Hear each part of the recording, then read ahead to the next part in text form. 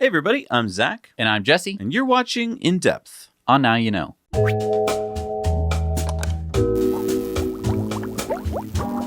You can help support our channel by heading over to ecoware.us, where you'll find new designs every week, including this one. This is from our buddy Joel at Route del Sol's new collection. Pretty cool, huh? And we carbon offset the production, shipping, and life cycle of every product, and we plant a tree for every order. So it's carbon negative. And we're brought to you by abetterrouteplanner.com. If you need to get from point A to point B to point C, back to point B, then to point D, and you need to do that all in an EV, then you better use abetterrouteplanner.com. Gee, I wish that rhymed. Use our link below and get a 30-day free trial for their premium app. And we're sponsored by our friends at the solar-powered hotels in Schaumburg, Illinois, the Fairfield Inn and Suites by Marriott and the Town Place Suite Hotel right next door. They're both connected and they're both solar-powered. All right, let's get... What is this? Oh, that's a textbook. What are you still doing with the textbook? I thought you were on Brilliant. I am on Brilliant. Well, then why did I sit on your textbook? Because they're still really useful. For what? For this. For pressing leaves? Yeah, I mean, I spent hundreds of dollars on this book. I got to get my money's worth. Okay, good, because I thought I was going crazy, because I knew I saw you on Brilliant the other day taking a course on geometry. Yeah, I am. I love how Brilliant uses animations to help me visualize concepts and quizzes to make sure that I really understand. So why don't you just sell your textbooks? Well, because I looked it up and I'd only get like $25 for this book. Well, that's 2 months of Brilliant. Wow, I didn't think of it like that. Yeah, 8 million people have built quantitative skills in math, science, and computer science using Brilliant. And you can too. To support our channel and learn more about Brilliant, go to brilliant.org/nowyouknow and sign up for free. And if you don't have a textbook to sell, the first 200 people that go to that link will get 20% off the annual premium subscription. So I saw the title of this In Depth. Elon's not going to sell you a Tesla? I mean, what are you talking about? I mean, do you have some new information that nobody else has that Elon is getting out of the car making business? I don't have any insider information. To me, it's quite obvious, though, from Elon's interviews and tweets. I believe if we put together the puzzle pieces and the breadcrumbs that Elon has left for us, it's quite clear what his plan is. And that's to stop making cars? Nope, just the opposite. Elon is going to accelerate making cars. What? So he's going to keep them all to himself like some spoiled kid? Like, I don't want you to play with my cars. I want them all for me. That doesn't make any sense. I mean, people are watching this episode because they want to know either way, should they buy full self-driving? And you're telling them what? That some nonsense that Elon's not going to even sell them a car? All right, sorry. Let me try and break this down so we're all on the same page. Let's start by remembering how Elon works. He solves problems by going back to first principles. If something is physically possible, then it is a possible solution. He isn't stuck in the present like most of us are.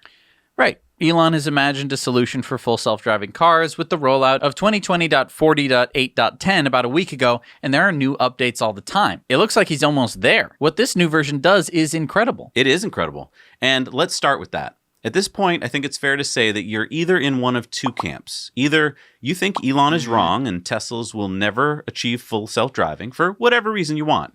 Computers can never drive as well as humans, or government regulators will never let them, whatever. Or you are in the camp that believes that Elon will achieve it. Okay, so?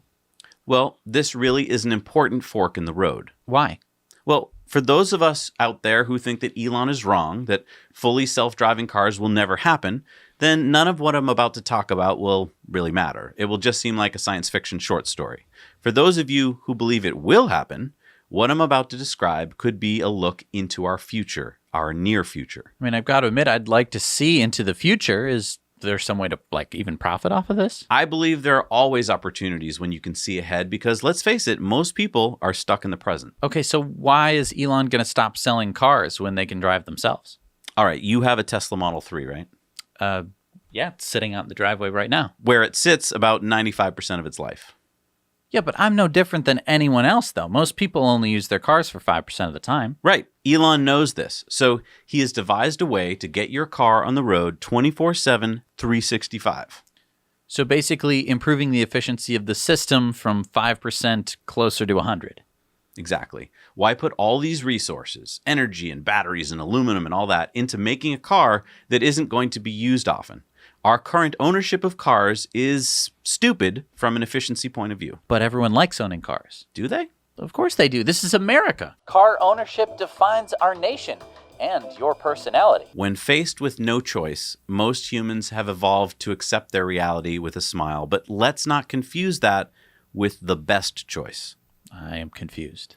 This is confusing because if Elon is right, then he is introducing a new choice to us that was never there before in history, a self-driving car. And this new technology is disruptive, so it will win out. But I mean, we've had, people who would drive cars for us.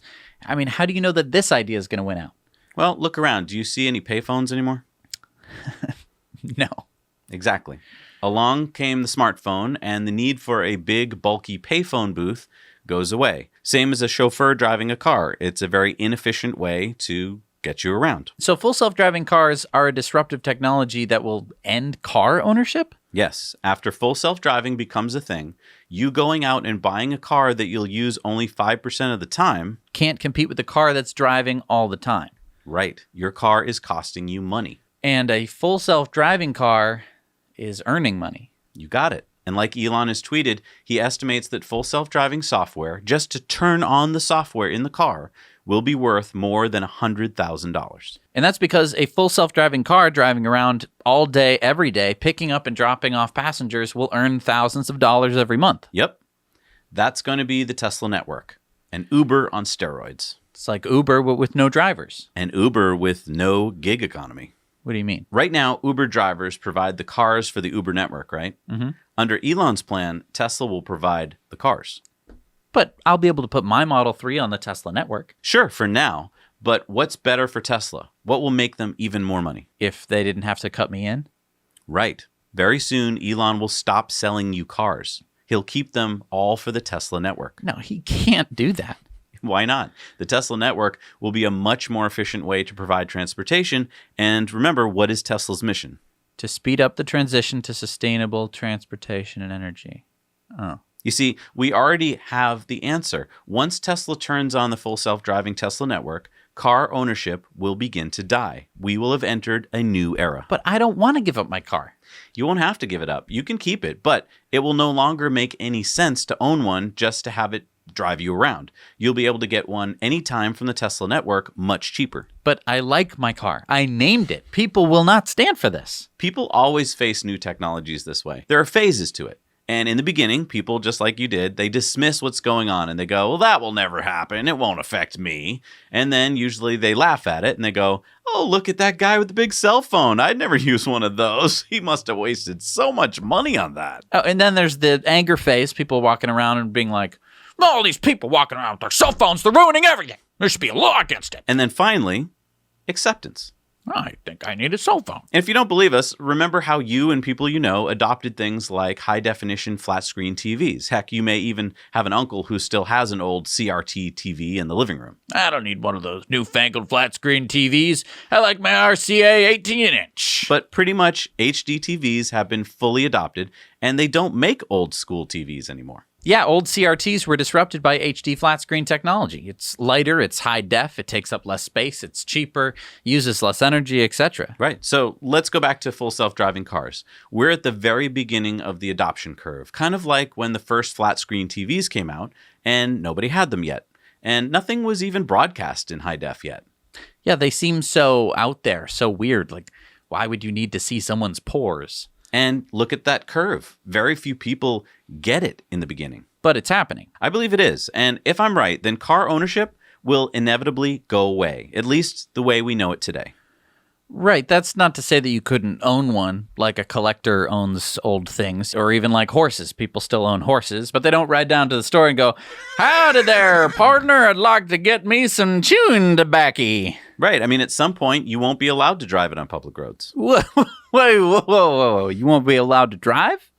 Why would you? Full self-driving cars will be so much safer. Okay. But it might help if you shared how you were going to think that this is going to unfold. I mean, maybe I'll be able to buy your future vision if I can understand how this will actually happen. Yeah, what you're going through is a well-understood human trait, cognitive dissonance. The picture I'm painting seems to make sense, but it also is competing with how you understand your world works. If you believe my vision, then you now have these two competing realities in your head, and it feels kind of uncomfortable. Yeah, I don't like this feeling. I don't want to think about this crazy world you're talking about where I don't own a car. I urge you to accept the uncomfortable feeling. If you want to be a part of disruption and understand what's going to happen, and the thing is, you're going to get used to this feeling. So how does the Tesla network become a reality, and when is it going to happen? Well, I don't have a crystal ball, but I do think the Tesla network will probably start in about 2 years. Just like that, the Tesla network is, boom, in 2 years? No, not just like that.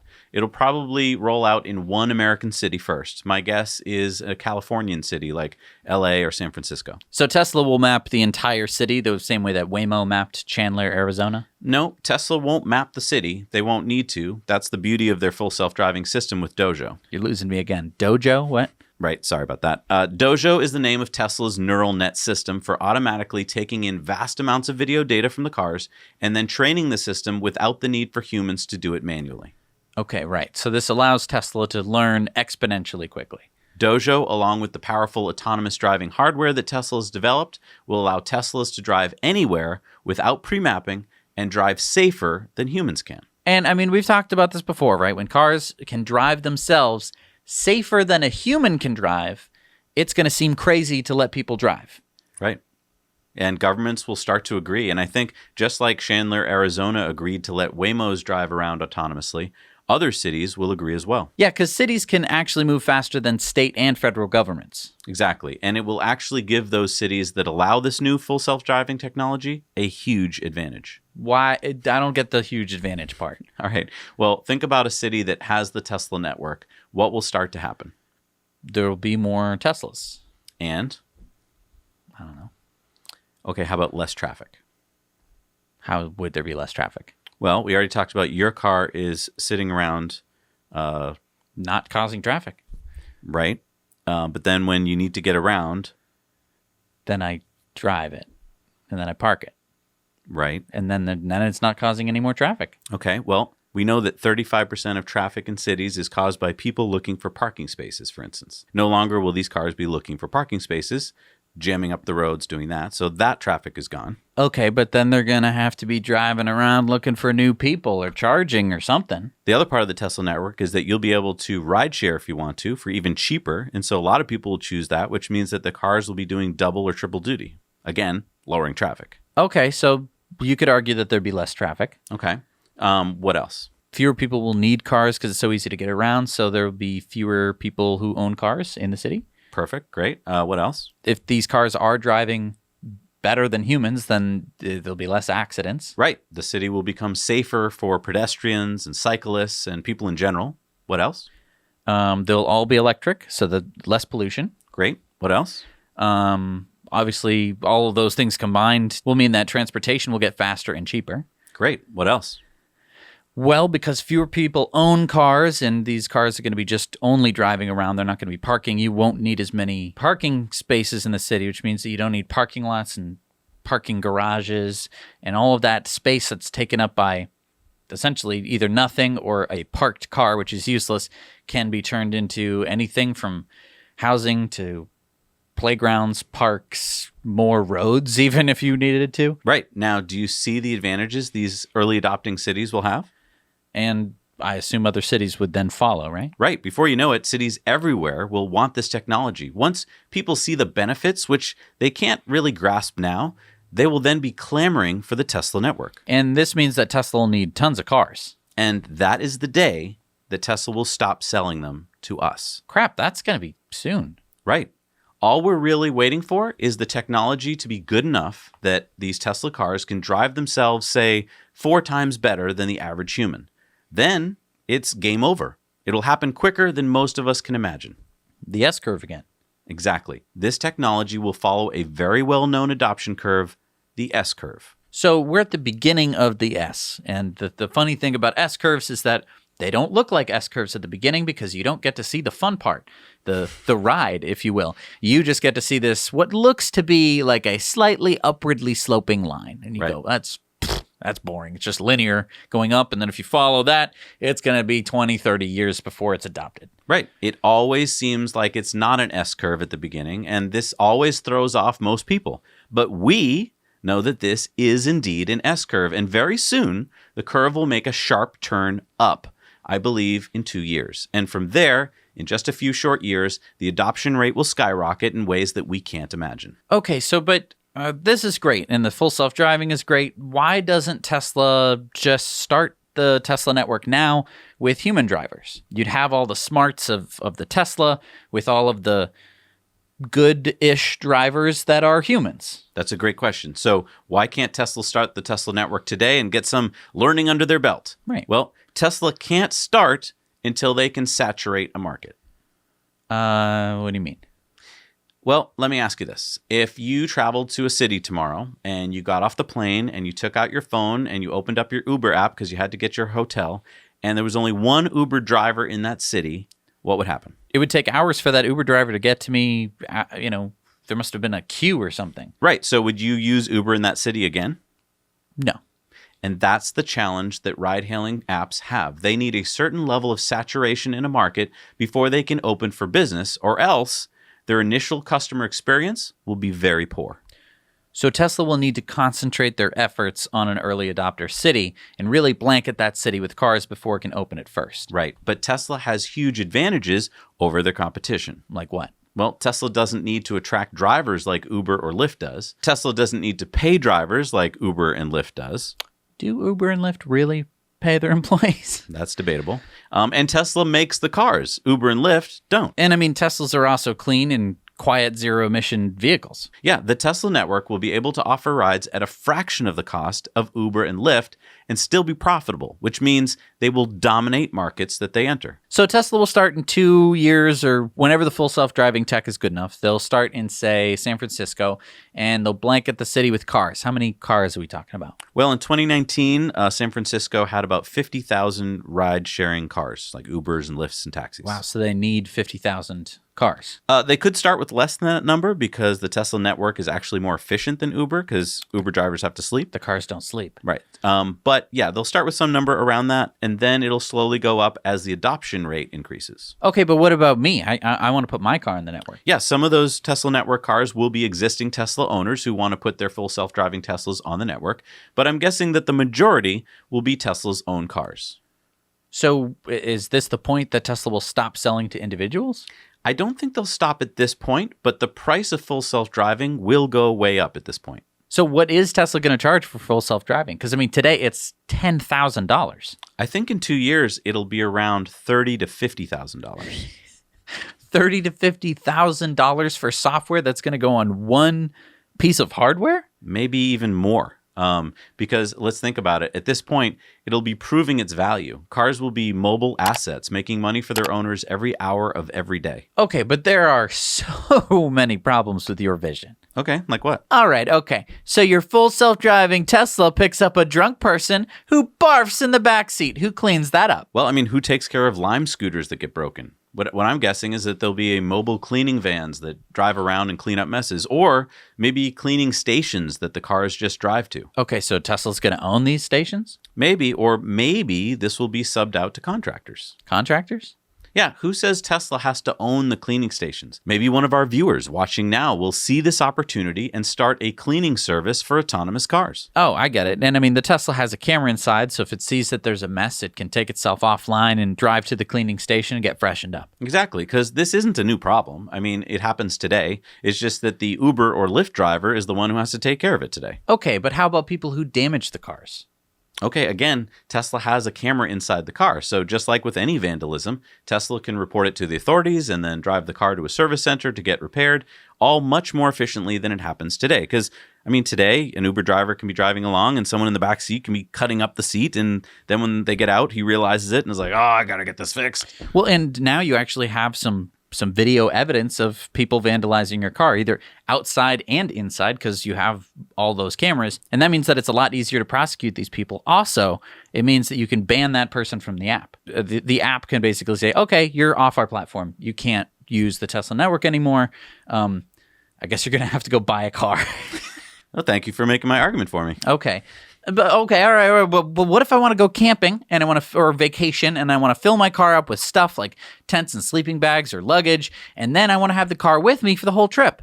Well, you can. You'll just pay for a longer term rental. Maybe you'll rent a Cybertruck for the weekend. It'll still be cheaper than owning a car. So you're saying that I'll get all the benefits of owning a car, but with none of the hassle and also for less money? Right. I mean, no need to constantly worrying about parking it, which, by the way, costs us all billions of dollars every year to build parking garages and lots all over. Who pays for that?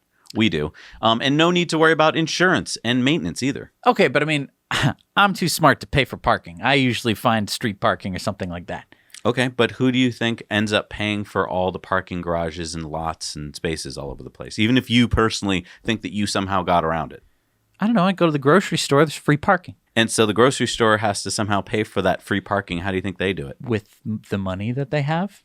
The money that they got by raising the prices of the produce you bought so that they can pay for the parking. You pay for it either way. Oh, I see. Okay, but it's just that all of this sounds too good to be true. It does, I know. But that's what technology always does. It sounded too good to be true that I could have a Blockbuster store in my house. In fact, on my phone, and get to watch whatever I want, whenever I want, without the need to rewind videotapes or even leave my couch. And it's even cheaper than Blockbuster was, and I have more choices. But guess what? It's here. It's true. How much did it used to cost to rent a Blockbuster video? Not only rent the video, but also have a membership to Blockbuster. Yeah, it was like $3 to rent a video, and you had to have a membership, and you had to drive down there, and there was a rewind fee if you didn't rewind it, or a late fee if you didn't return it on time. That's true, and you wouldn't want to stop the movie after the first 10 minutes and be like, this sucks, right? Let's watch something else. And if there was a new release that came out, there was only 3 copies. You never got to watch a new release. Okay, all right, I get your point. But, I mean, what am I supposed to do with this information? Well, I'll tell you what I'm doing. I bought full self-driving when it first came out, and if I hadn't bought it yet, I would buy it today. But it's $10,000. Yeah, but it's going to be worth north of $100,000 in the next few years, in my opinion. Yeah, but you won't be able to sell your full self-driving car for that much because Tesla doesn't pass on full self-driving when you sell the car. That doesn't work. I'm not buying full self-driving so that I can sell it. I'm buying it to turn my car into a money-making machine. Okay, but what if you live far away from that first city that allows full self-driving? If the first cities are on the West Coast, what if I live on the East Coast or the Midwest? How are you going to put your car on the Tesla network then? That's a great question. Maybe there will be third-party companies that spring up. I'm looking at you, entrepreneur viewers, that could offer car relocation services and maintenance services. And, I mean, the cars could probably drive themselves. I could just be like, see you later, Sparky. Go off to the West Coast and do your thing. So you're saying that our viewers should blindly trust you and pay thousands of dollars for full self-driving, even though cars aren't really fully self-driving yet? I'm not telling anyone what they should do without doing their own independent research. But what I'm saying is that if I'm right, if Elon can achieve this seemingly impossible task, like self-landing rockets and Falcon wing doors and Starlink internet satellite networks. I get it. Okay, I get it. Yes. Well, if he can do that, then many early adopters can benefit. Is it risky? Yes. Could you buy full self-driving for $10,000 and it turns out to never do anything more than it can do today? Yes, that could happen. Okay, I guess I see your point. It's like investing in a stock. There is risk. It could drop to zero. Or maybe it's like Amazon or Tesla and it could double, triple, 10 times or more. Exactly. And I would argue it can't really drop to zero because we already know what it can do. It has some value already. But we all have different risk tolerances, and this isn't for everyone. I just want everyone to be aware that one day soon, if I'm right, Tesla will not be selling cars to you anymore. And starting to think about that now and looking for the signs is better than waiting until it's too late. But I've got to put you back on some points here, first of all. The regulations.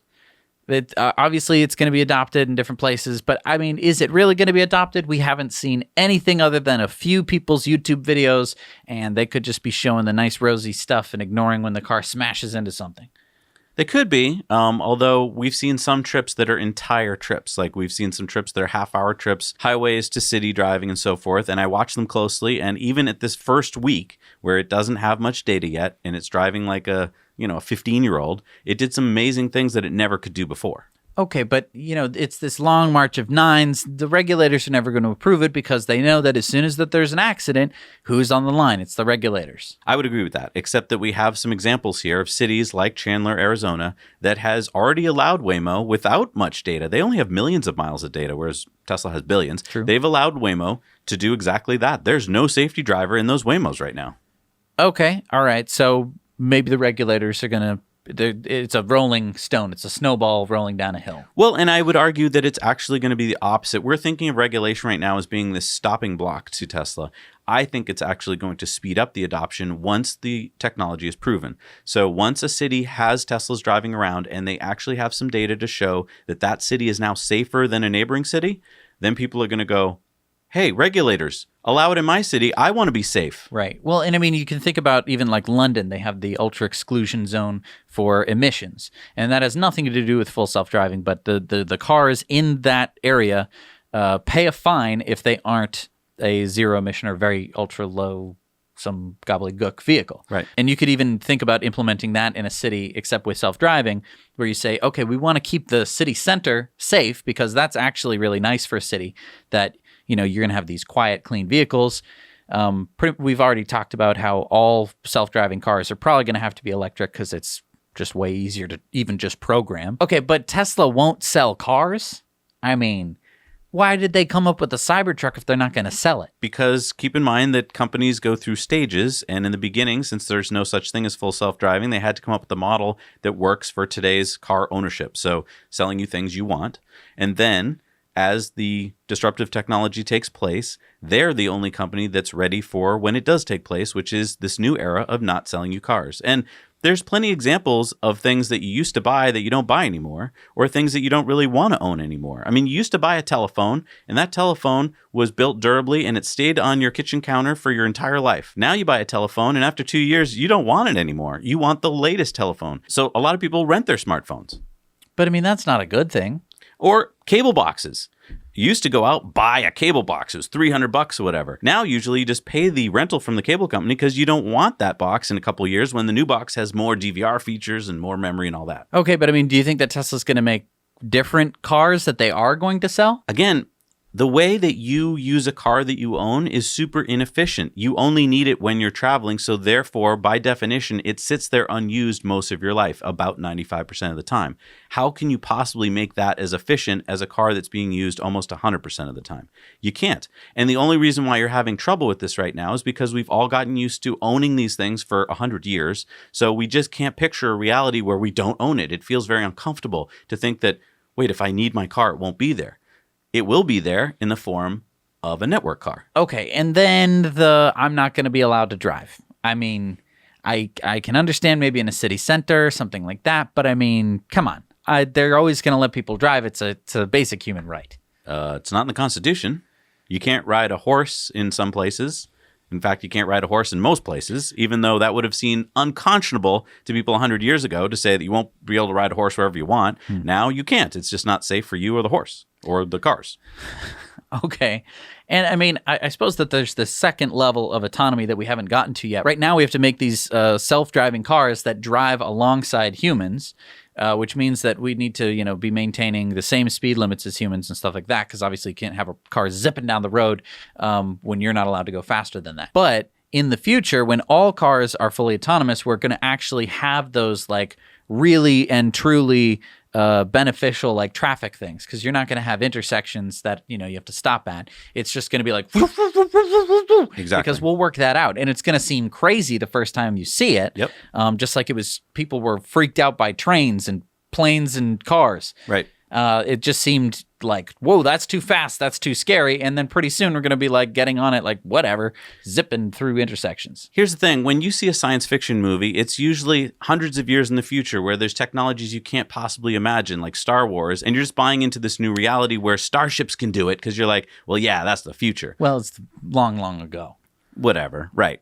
But when we're talking about in the next few years, your brain goes, well, this isn't centuries in the future. This is coming up. I can't picture this reality. And that's only because you haven't experienced it yet. Just like a lot of us with AP1 and AP2 couldn't picture a car even taking over the steering. And we were just like, ah, and now we're comfortable with it. Or just the idea that you would be interfacing with the internet on your cell phone.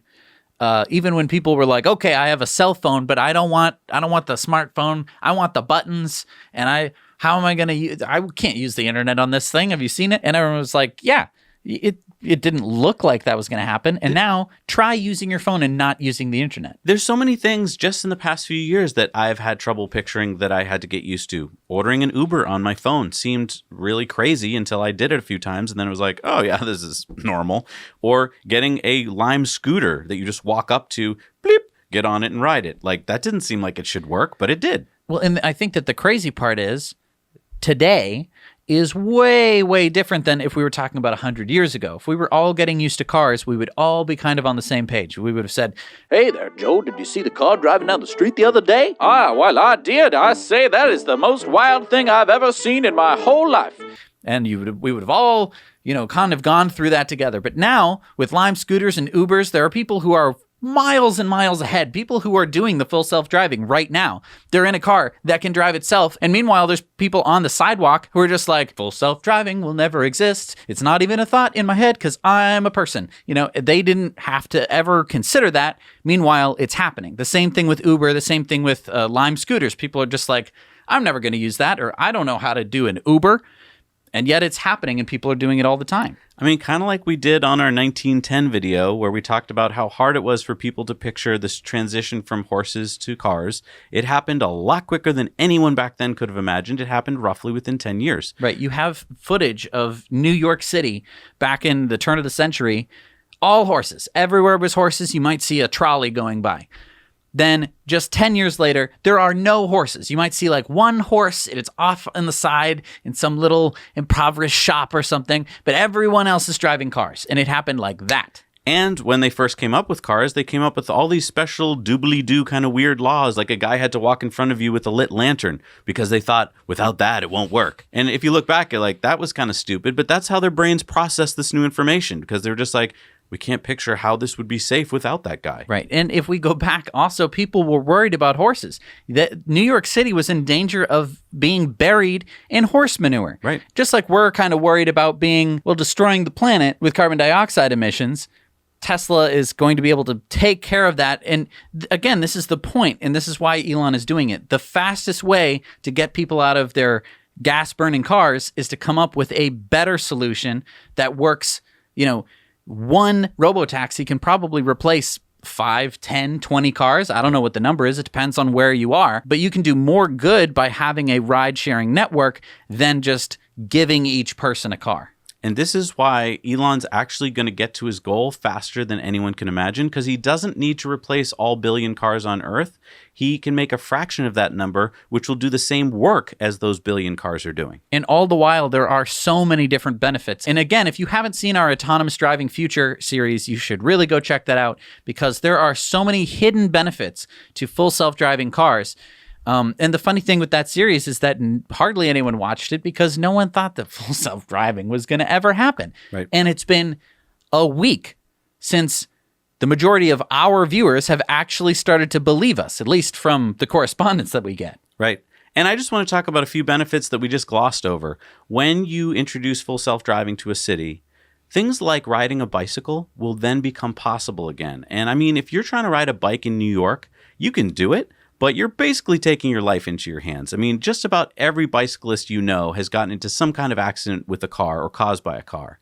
Once we go to full self-driving, there'll be more space for bike lanes, and there'll be way safer riding for bicyclists. So enjoying the city will become possible again, and people will not want to go back. Right. All of this on-street parking that has been plaguing cities since the beginning is going to start to go away, which again opens up for bike lanes, opens up for different types of vehicle lanes, and also opens up for the things that we've all been enjoying this past year.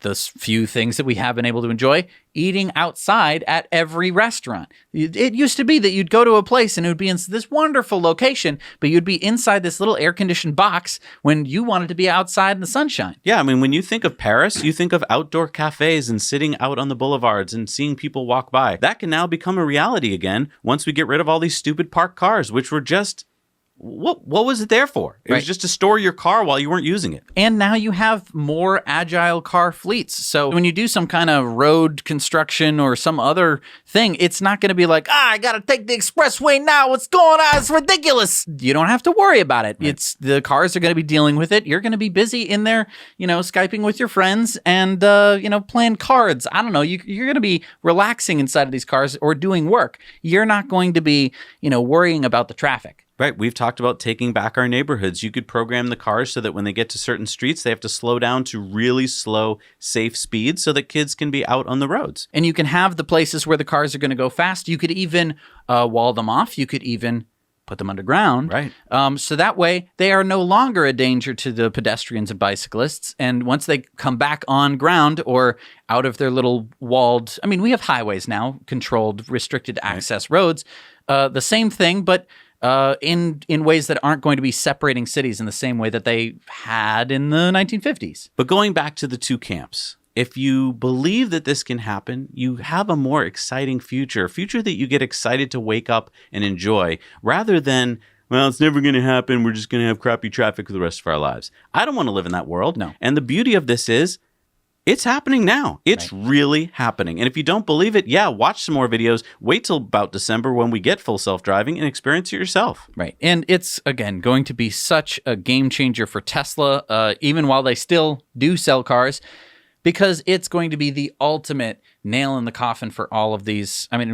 There's so many nails in this coffin. It's more nails than coffin at this point for the traditional auto manufacturers. Well, yeah, especially since if you believe us, when Tesla does make one of these cars that's worth hundreds of thousands of dollars as opposed to a car that's worth $30,000, it's just game over. There's no way to compete when a car company is making something that's so much more valuable. Right. Talk about profit margins. Are you kidding me? And that's why Elon on the last earnings call almost started laughing when they talked about the 27% automotive margin. Just wait till FSD is fully implemented. The margins are going to go through the roof. And with Tesla making this amount of money, it's going to be a lot easier for them to scale up producing solar and batteries, which is essentially all you need in order to get to a fully renewable grid, which is going to be charging these cars. So for the people who are like, well, wait till there's enough electric cars, you're going to be seeing brownouts and blackouts, and the electrical grid won't be able to keep up. Hasn't happened yet anywhere that I've heard of, but sure, granted that happens. A lot of people who are buying these electric cars are putting solar on their house. They're paying to have cleaner electricity just so the jerks who are saying these things will shut the heck up and go back into their little caves until they come back out into the fresh air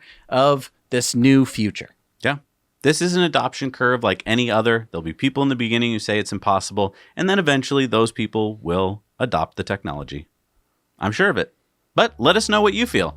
Please comment below and let us know if you think our full self-driving future is 2 years away, 3 years away, whatever you think. I'd like to hear it. Thank you so much for watching this episode of In Depth. If you like this video, hit the thumbs up button. If you didn't like this video, hit the upside down thumbs up button, or just click the thumbs up button. It doesn't really matter, but you should probably hit the thumbs up button because that would help this channel a lot more.